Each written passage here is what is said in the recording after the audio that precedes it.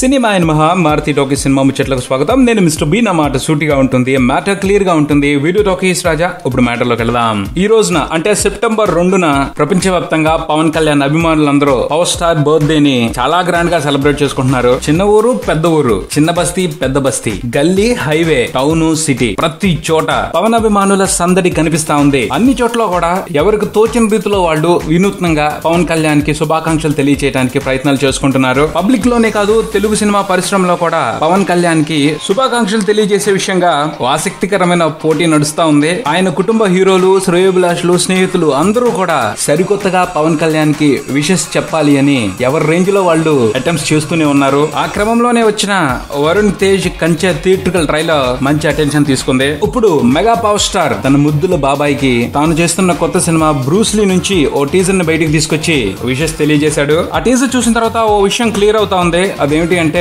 ఈ టీజర్ తో చిత్ర యూనిట్ పవన్ కళ్యాణ్ కి విషెస్ తెలియజేయటమే కాదు, సినిమా మీద ఈ మధ్య కొన్ని అనుమానాలు వినపడ్డాయి, వాటికి సమాధానం కూడా చెప్పినట్టే అనిపించింది. అంటే రామ్ చరణ్ శ్రీను వైట్ల సినిమాకి బ్రూస్లీ అని టైటిల్ పెట్టిన తర్వాత కొన్ని నెగిటివ్ ఫీడ్బ్యాక్స్ వచ్చాయి. ఆ టైటిల్ చూసుకుని ఫ్యామిలీ ఆడియన్స్ నెగిటివ్ గా ఆలోచిస్తారేమో సినిమా గురించి, అలాగే టైటిల్ కూడా డబ్బింగ్ సినిమాని తలపిస్తా ఉంది అని చెప్పేసి కొంతమంది అనుమానాలు వ్యక్తం చేయడం జరిగింది. ఇప్పుడు ఈ టీజర్ తో అటువంటి అపోహలు ఏం పెట్టుకోవద్దు. Cinema complete family entertainer with all mass elements and heart touching emotional elements అని చెప్పే ప్రయత్నం చేశారు. ఈ కొత్త టీజర్ ని చాలా ప్లెజెంట్ గా కట్ చేశారు, నీట్ గా ప్రెజెంట్ చేశారు. టీజర్ లో రామ్ చరణ్ అపియరెన్స్, అతని ఎమోషనల్ పెర్ఫార్మెన్స్ రిఫ్రెషింగ్ గా అనిపిస్తా ఉంది. ఈ సినిమాలో చెర్రీ ఫాదర్ సెంటిమెంట్ తో ప్రేక్షకుల్ని మెప్పించబోతున్నాడు అనిపిస్తా ఉంది. శ్రీను వైట్ల దర్శకుడు కాబట్టి అలాంటి ఎమోషన్స్ ని ఎలా క్యారీ చేయాలో ఆయనకు తెలుసు. మొత్తానికి రామ్ చరణ్ బాబాయ్ పుట్టినరోజు సందర్భంగా ఒక మంచి ఎమోషనల్ టీజర్ ని బయటికి తీసుకొచ్చి చక్కటి ఫీలింగ్ కలిగించారు. అలానే ఈ టీజర్ లో మరో 2 అంశాలు కూడా స్పెషల్ అటెన్షన్ తీసుకుంటున్నాయి. అది ఒకటి మనోజ్ పరమహంస సినిమాటోగ్రఫీ, 2 తమన్